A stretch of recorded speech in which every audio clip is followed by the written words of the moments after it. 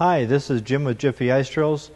In this segment, we're going to cover the proper procedure for assembly of the protective moisture boot on the unit's throttle cable. We'll also be covering the proper procedure to lubricate the throttle cable as well as the carburetor throttle shaft. The first step we're going to take is removing the throttle lever from the operator handle. Utilizing a number 2 Phillips screwdriver, we're going to go ahead and remove the throttle lever by turning that Phillips head screw. Once that loosens up, we're just going to set that throttle lever off to the side. The next step we're going to take is remove the air cleaner cover, remove the foam air filter. Then we're going to go ahead and remove the air cleaner back plate.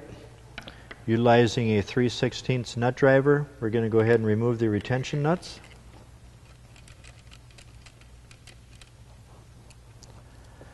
Set those aside.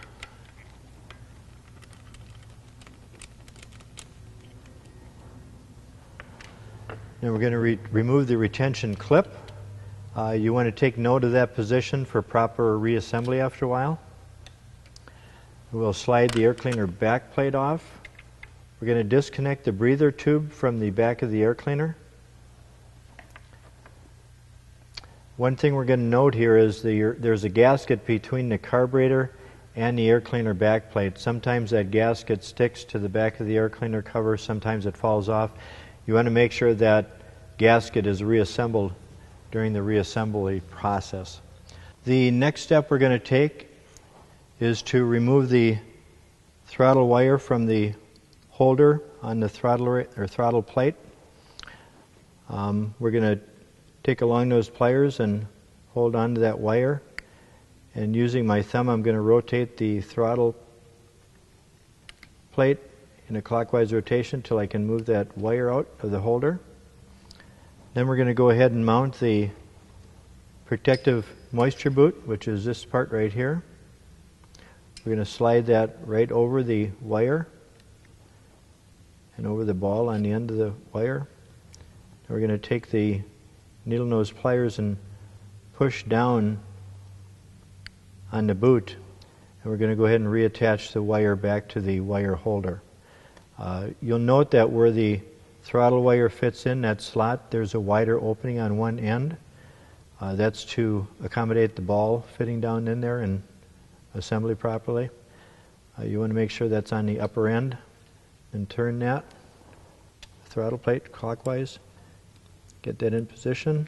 Get the ball down in there, and then move the boot snugly over the threaded end of the throttle cable.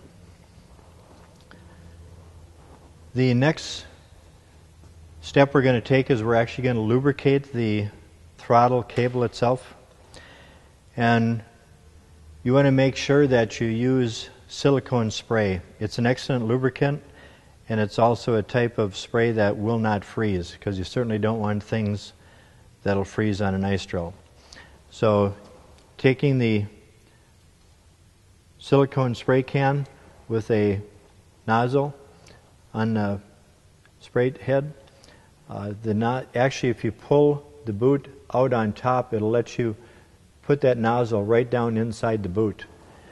And you want to put that down in there and then spray silicone until it comes out the other end of the throttle cable, which is attached to the throttle lever.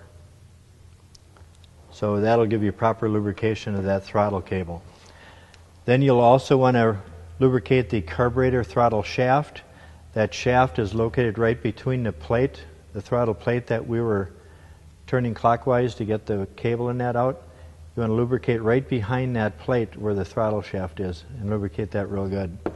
That'll give you proper lubrication to that whole system and proper operation of it during use. The next step we're going to take is reassemble the air cleaner back plate. We're going to remount the breather tube to the back of the air cleaner back plate. Going to make sure that that gasket we talked about earlier, that's between the carburetor and the gas and the air cleaner backplate, is in place. We're going to go ahead and slide the air cleaner backplate on. And we'll reassemble the retention clip, making sure that's in the proper position that we talked about earlier. And we'll go ahead and reassemble the retention nuts.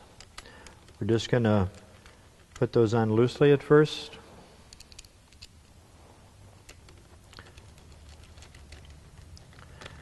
Kind of level out the old assembly so it's level with the engine. And tighten those up nice and snug. And we'll reassemble the foam air filter element and the air cleaner cover. And we'll go ahead and reattach the throttle lever.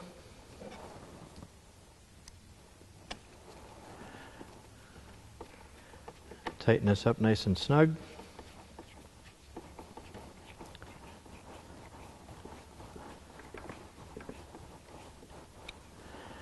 And then the last thing we'll do is just make sure by operating the throttle lever that everything functions properly up on the handle as well as down on the carburetor for proper operation. I like to do this procedure, especially the lubrication of the cable and the carburetor throttle shaft, periodically through the course of the year to make sure we don't have any freeze-up problems or operational problems with that entire system. It's very important to do that.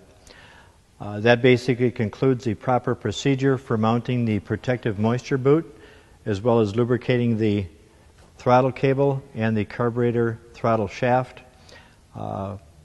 If anyone has any questions regarding this procedure, please feel free to contact us. I'd like to take this time to thank you for your continued support of Jiffy Ice Drills, and have a great day.